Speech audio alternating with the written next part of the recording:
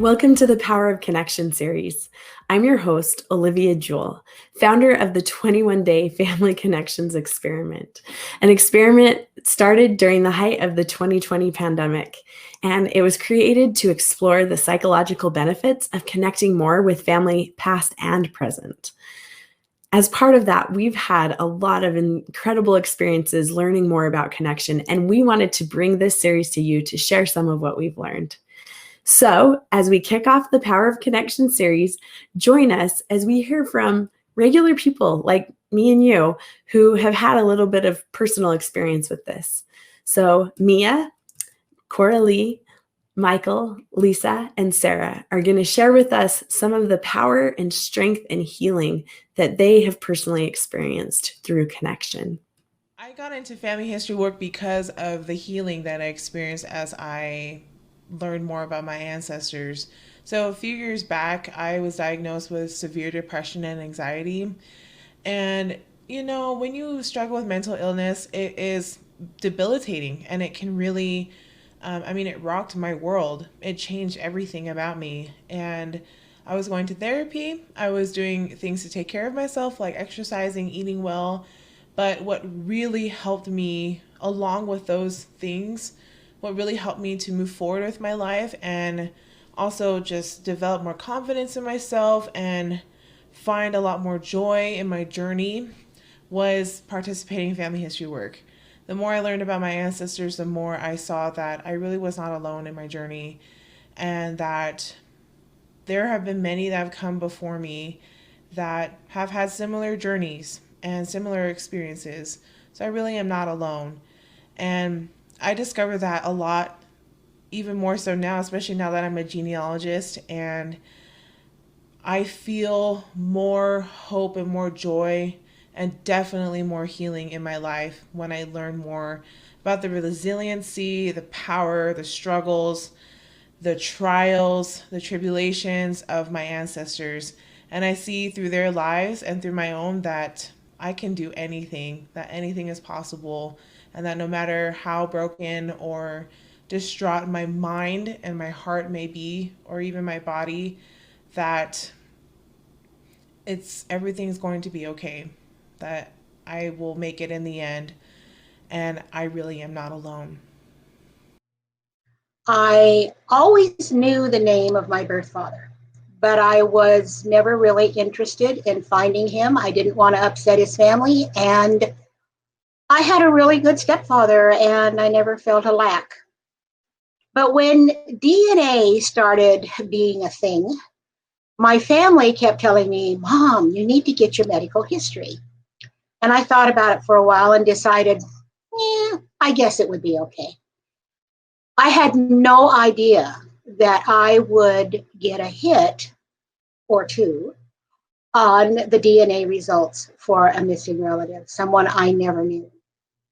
And with the help of my granddaughter, I was able to follow up on a message that was put on Ancestry from somebody named Connie.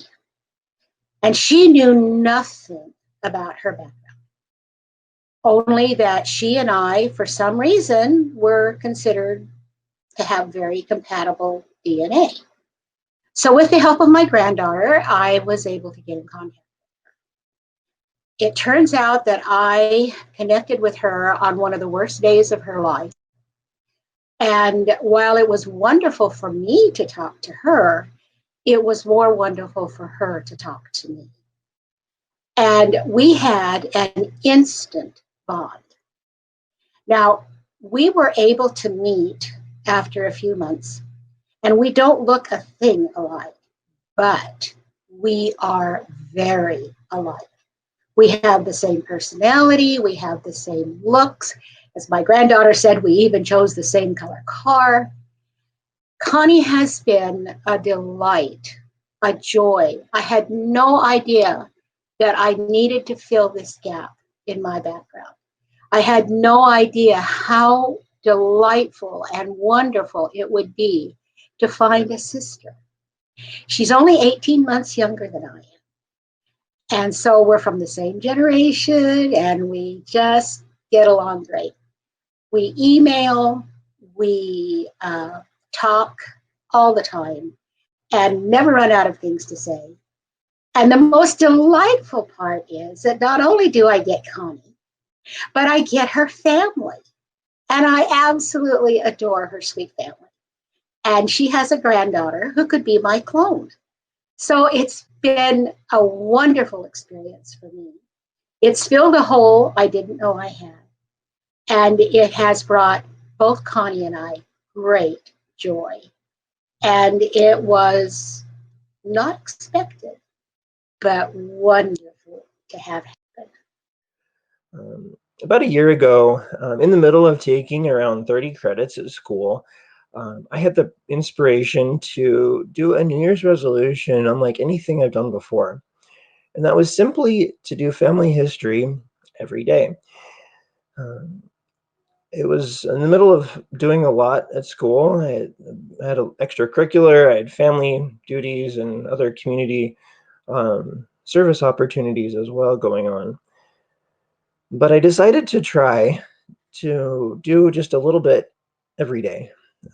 And about a year later, I can say that I haven't done it perfectly every day, but as I do it several times a week, I've noticed that making those family connections, doing a little bit of family tree cleanup or uploading a memory or remembering one of my ancestors or connecting with one of my living relatives has really helped me find strength to get through school.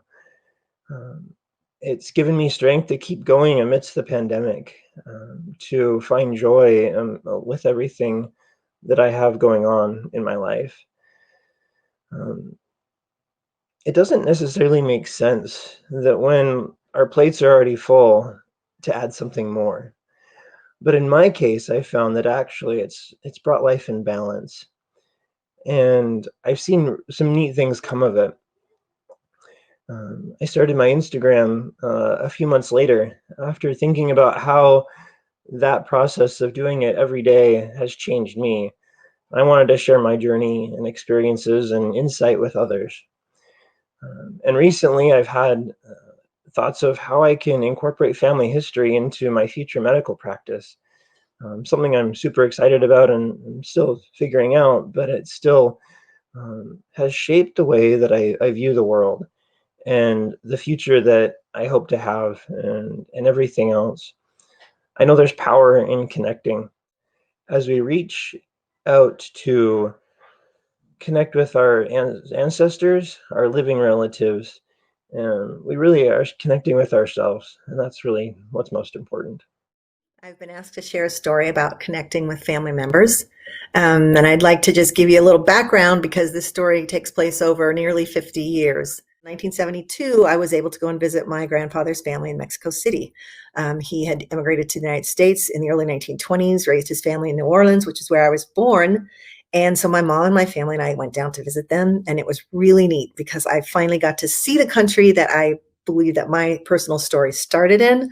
I got to meet the family that I belonged to, and it was quite a large family, and I just had a really great time.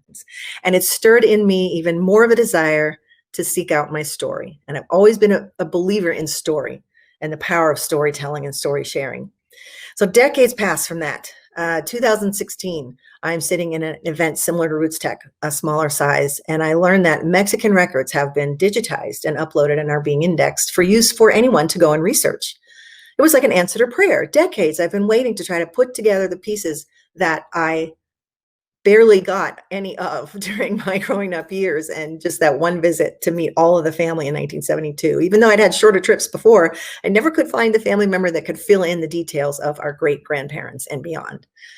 So I start to fill in this tree, and I'm starting to say, yes, I'm finally getting the story fulfilled. This is great. Things are starting to make sense, and I'm finding all these wonderful events in these people's lives.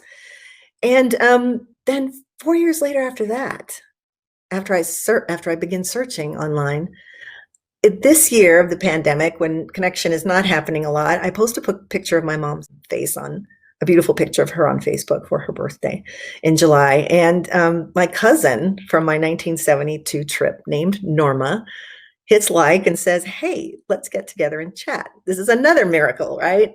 all the years behind us that have gone past, the decades, my hunting and pecking and searching for our story. And I'm so excited. I can't wait to tell her. So we figure out WhatsApp, we get on a call, I see her mother, and they are both just thrilled to know that I have been looking for the records of that line of our family. And it turns out, on top of that, that Norma has been collecting a book in which she has been trying to fill in names and dates. And she's been working on this just as painstakingly as I have. And so we get together and we start talking about this, and there are tears of joy, and this bond becomes stronger between us in spite of the decades that we haven't seen each other, in spite of the language deficit. And it just brought so much joy to my life. And I just really think that stories connect us to each other, and they connect us to our past. They tell us who we are. What I'd like to leave with you, what I've learned from this experience, is that it is so important to keep records. We think someone might know information, but then they don't. And there's so much richness in our family stories. It's so important for us to know through our own stories who we are. And we'll find that as we do our family history. So keep a record of who you are for the next generation to find. A few years ago, I was at this point in my life when I was feeling very depressed and anxious, and a lot of darkness, and just out of control of my own emotions and out of control of my own thoughts. And I didn't feel like myself. And it took me a while to realize that what I was feeling was not going to go away without help. So I sought help from a therapist, and I was quickly diagnosed with complex PTSD. And being diagnosed was very eye-opening and empowering in the way that it gave me this reason and this answer to why I was feeling the way I was feeling. And it brought a lot of hope that I wouldn't have to feel that way forever, and that there were things that could be done to get me out of this dark place that I was in. But with that hope came a lot of shame as well, and realizing all the damage that trauma had done to me left me feeling very broken and very alone. And I didn't feel like I had anybody that I could turn to who could really understand just what I had been through and the losses that I had faced. And I just felt like nobody understood where I was at. But I am a big learner, and so I kind of dove in headfirst in learning about shame and trauma and the effects that it can have on you, and how to become resilient to those things. I also, around the same time, just gained a lot of interest in learning about the stories of my family. And at first I thought the two were unrelated, just two separate things that I was enjoying at the time. But as I was researching my ancestors and their stories, it became pretty clear these patterns I was seeing. I read stories about loss and deep poverty and war and addiction and abuse, and I started piecing together the reality that I am not the first person in my history, in my family, to have suffered from trauma, and that I have a whole generations before me that have felt the same brokenness and heartache and loss and loneliness that I was feeling then. And while my heart broke for them, and it still breaks for them because of the things that they had to face, I knew that I wasn't alone in what I was feeling. And as I've continued my own journey of healing, I have felt them with me many times. And I've also felt distinct impressions that my own knowledge and my own growth and my own healing is healing them as well. And it's been such a gift to not only know that I'm not alone, but to know that I can give back to them through my own healing and my own growth. And I know these trials and this trauma is not unique to my family. I think every family, whether it's this generation that we're living now or the previous generation or many generations back, there's trauma evident, and there's loss, and there's shame, and there's struggle. And I truly believe that as we learn about our ancestors and we hold space for their feelings and their losses and their trauma, that we can provide a place for them to process and heal from their own pain and grief. And that we can find support and connection through our own trials and bring about our own healing. And like I said, it's been such a gift to me, and I know that it's a gift that's available to anybody who needs it.